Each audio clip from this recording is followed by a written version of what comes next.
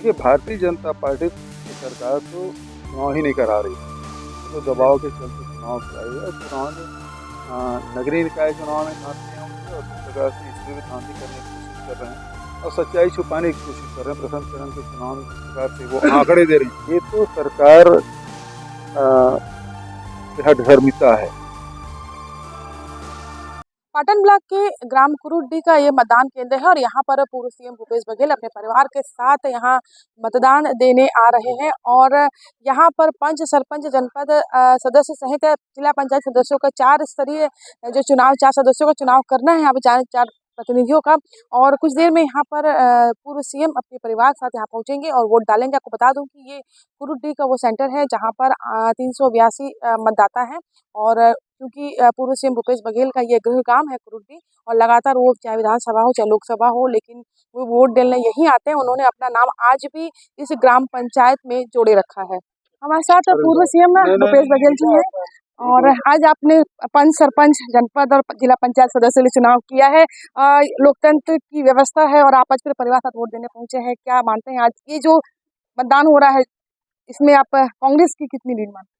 देखिए, भारतीय जनता पार्टी की सरकार तो चुनाव ही नहीं करा रही थी, वो तो दबाव के चलते चुनाव कराई है। चुनाव में नगरीय निकाय चुनाव में धांधलियाँ होंगी और उसी प्रकार से इसमें भी धांधली करने की कोशिश कर रहे हैं और सच्चाई छुपाने की कोशिश कर रहे हैं। प्रथम चरण के चुनाव में जिस प्रकार से वो आंकड़े दे रहे हैं तो हमारे सुशील आनंद शुक्ला जी ने उन्हें तो सूची मांग ली तो सूची दे नहीं पाए। अब द्वितीय चरण का मतदान है और इसमें पंच सरपंच जनपद जिला के चुनाव हुए और मैं समझता हूँ कि दूसरे चरण के चुनाव में भी बेहतर प्रदर्शन कांग्रेस के समर्थित प्रत्याशी वो करेंगे और ये लोकतंत्र की मजबूती के लिए तो है आवश्यक। बहुत सभी मतदाताओं को से अपील कि बढ़ चढ़कर हिस्सा लें। देवेंद्र जी की आज सुप्रीम कोर्ट में जमानत हो गई, किस रूप में देखते हैं कि लंबे समय उन्हें जेल में काटा? ये तो सरकार की हठधर्मिता है और अपने अधिकारों का दुरुपयोग करते हुए किसी भी व्यक्ति को जेल में बंद कर दिया गया। आज बेल मिली है और आने वाले समय जब ट्रायल होगा तो निसर्ग बरी भी होंगे। तृतीय चरण त्रिस्तरीय पंचायती राज के द्वितीय चरण का मतदान आज हो रहा है और इसमें पंच सरपंच जनपद और जिला 4 पदों के चुनाव हो रहे हैं और सभी लोग बढ़ चढ़कर हिस्सा ले रहे हैं। प्रजातंत्र के लिए बहुत महत्वपूर्ण जो स्थानीय चुनाव हैं वो आम जनता के लिए रोज़ जो प्रतिदिन जो काम पड़ता है तो पंचों से सरपंचों से जो पड़ता है ये उसके लिए चुनाव है। तो जो सरकार चुनाव कराने से पीछे हट रही थी अब बाध्य होकर चुनाव करा रही है। आज मैंने भी मतदान किया, पूरे परिवार के साथ मतदान किया है और प्रथम चरण के चुनाव में भारतीय जनता पार्टी ये अफवाह फैला रही है कि उसको स्पष्ट बहुमत भारी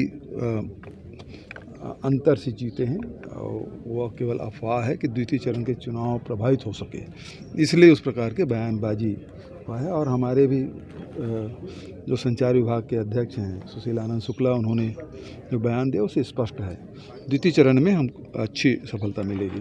देवेंद्र यादव की आज एक जमानत मिली है, क्या कहा जाए सुप्रीम कोर्ट से? ये सीधी बात है, सरकार के हठधर्मिता और उसके जो घमंड है उसके कारण से गिरफ्तारी हुई थी। वो शासन में है तो कुछ भी कर सकते हैं, ये जो उनकी सोच है इसके कारण से ये गिरफ्तारी हुई थी। आज माननीय उच्चतम न्यायालय ने उन्हें बेल दी है और मैं समझता हूँ कि आने वाले समय में जब भी ट्रायल होगा वो बाइज्जत बरी होंगे, क्योंकि ये षड्यंत्र हुआ था जैद खान को काटने का। समाज के लोगों ने सीबीआई जांच की मांग की, जो आज तक के नहीं किया।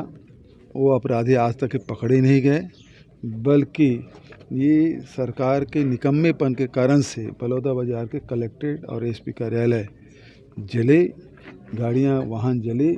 इसके लिए कोई दोषी है तो विष्णु देसाई की सरकार है, गृह मंत्री इसके जिम्मेदार है और अपनी नाकामी को छुपाने के लिए ये हमारे करीब 186 लोगों की गिरफ्तारी उन्होंने की है और 43 लोग तो पहले छूट गए थे। आज विधायक देवेंद्र यादव के भी को बेल मिली है।